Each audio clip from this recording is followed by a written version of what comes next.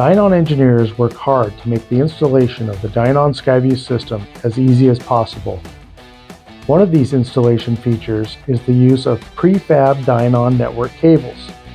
This cable is available in numerous lengths ranging from 6 inches to 30 feet. All cables 10 feet and longer come with one of the 2 connectors unassembled to help the installer when pulling the cable through the airframe. In addition, the jacket provided around the Dynon network cable is designed to be smooth and durable, so the aircraft-grade wires inside are not damaged during installation.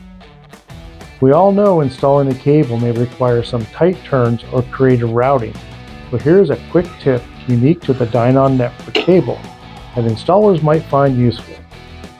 During or after you finish installation of the cable, there might be a need for clearance around the structure, an antenna, or other components. This is possible with a little help from a heat gun. Simply apply heat in the area of the cable you wish to form. We're not looking to melt it here, just a little heat. Now form the cable to the shape you need and let it cool. If done right, the cable should keep that form. Just that simple. I hope you find this quick tip video useful, and if you do, please like and share.